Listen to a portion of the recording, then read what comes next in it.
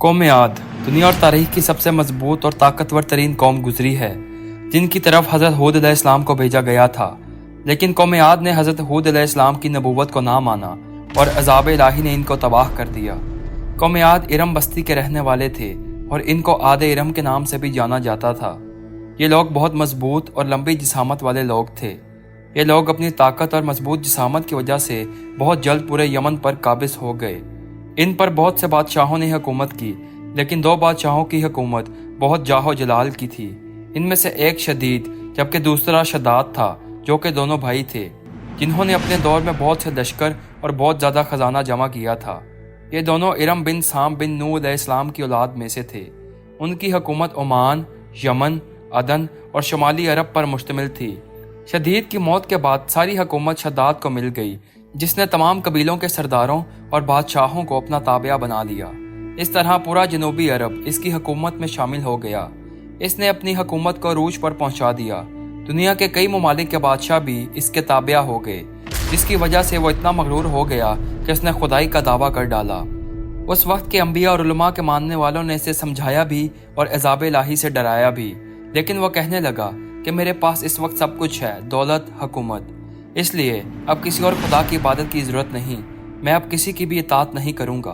शद्दाद ने हज़रत हूद अलैहिस्सलाम से सुन रखा था कि जन्नत कैसी होगी, उसकी खूबसूरती और नेमतें कैसी होंगी, इसलिए उसने उस ज़मीन पर जन्नत बनाने की ठान ली। वह कहता था कि मुझे इस जन्नत की ज़रूरत नहीं जो तुम्हारे खुदा ने बनाई है, ऐसी जन्नत मैं खुद बना लूँगा।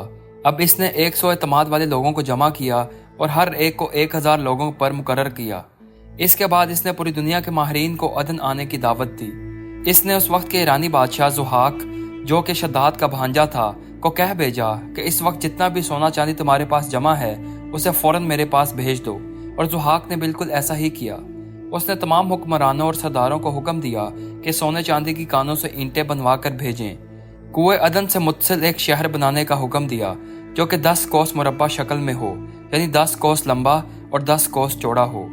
उसकी बुनियादी इतनी गहरी खुदवाई कि ज़मीनी पानी के पास पहुंच गईं। इसके बाद उन बुनियादों को संगे सुलेमानी से भरवाया गया। जब बुनियादें भरकर ज़मीनी सतह तक पहुंच गईं तो उस पर सोने चांदी की ईंटों की दीवारें बनाई गईं। उन दीवारों की बुलंदी 100 गज मुकर्रर की गई और यह गज उस जमाने के गज के हिसाब से थे। जब सूरज तलू होता तो इसकी चमक से दीवारों पर नजर ठहराना मुश्किल था और इस तरह शहर की 4 दीवारी बनाई गई। फिर 4 दीवारी के अंदर 1000 महल बनवाए गए। हर महल 1000 सतूनों पर मुश्तमिल था। हर सतून पर मुख्तलिफ किस्म के नगीने जोड़े गए। इसके बाद शहर के दरमियान में एक नहर बनवाई गई। इस नहर से हर महल में छोटी छोटी नहरें ले जाई गईं। हर महल में फुवारे और तालाब बनाए गए। उन नहरों की दीवारों और फर्श को मुरजान, जमुर्द, याकूत और नीलम जैसे नगीनों से सजाया गया। इन नहरों के किनारों पर मसनूई दरख्त लगाए गए, जिनकी जड़ें और शाखें सोने की और पत्ते जमुर्द के थे। उन दरख्तों के फल मोती, याकूत और जवाहरात से बनवा कर इन पर लटकाए गए। शहर की दीवारों और दुकानों को ज़ाफ़रान, मुश्क, अंबर और गुलाब से महकाया गया। याकूत और जवाहरात से बनाए गए खूबसूरत परिंदे चांदी की ईंटों पर बनवा दिए गए और इन पर पहरेदार अपनी अपनी बारी पर पहरा देते थे। जब तामीर मुकम्मल हो गई तो सारे शहर में रेशम के कालीन बिछाने का हुक्म दिया गया। फिर नहरों में किसी में शराब, किसी में मीठा पानी, किसी में दूध, किसी में शरबत और किसी नहर में शहद जारी किया गया। मुख्तलिफ रवायात में है कि इस जन्नत को बनाने में 300 साल लगे, जबकि शद्दाद की उम्र 900 साल के करीब थी। जन्नत के मुकम्मल होने के बाद शद्दाद अपने पूरे लश्कर के साथ मगरूर अंदाज में उस शहर की तरफ रवाना हुआ। जब शद्दाद उस शहर के करीब पहुंचा तो पूरे शहर के लोग शद्दाद के इस्तकबाल के लिए दरवाजे के बाहर जमा हो गए और शद्दाद पर जवाहरात निछावर करने लगे। अभी शद्दाद ने घोड़े के रकब से एक पाँव निकालकर दरवाजे की चौखट पर रखा ही था कि शद्दाद ने अपने करीब एक अजनबी शख्स को खड़ा देखा। शद्दाद ने पूछा कि तू कौन है? उसने जवाब दिया, मैं मालिकुल मौत हूँ। शद्दाद ने पूछा, क्यों आए हो? उसने कहा, तेरी रूह निकालने के लिए। शद्दाद ने कहा, मुझे इतनी मोहलत दे दे कि मैं खुद की बनाई हुई जन्नत को देख लूँ। जवाब मिला कि मुझे हुक्म नहीं। शद्दाद ने कहा, इतनी मोहलत ही दे दो कि घोड़े से उतर सकूं। जवाब मिला, इसकी भी इजाज़त नहीं। लिहाजा शद्दाद का एक पाँव रकब और दूसरा पाँव दरवाजे की चौखट पर ही था कि मालिकुल मौत ने रूह कब्ज कर ली।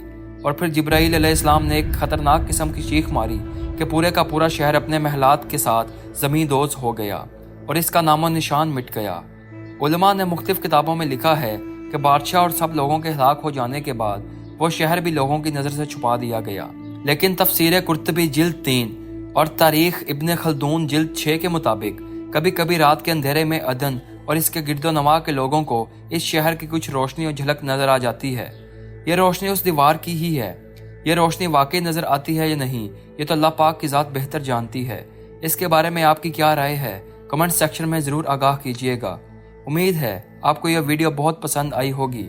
अगर वीडियो अच्छी लगे तो इसे लाइक, शेयर और हमारे चैनल आई फॉर इन्फॉर्मेशन को सब्सक्राइब करें। तो मिलते हैं ऐसी किसी इंटरेस्टिंग वीडियो में, तब तक के लिए हमें इजाज़त दीजिए। खुदा हाफिज़।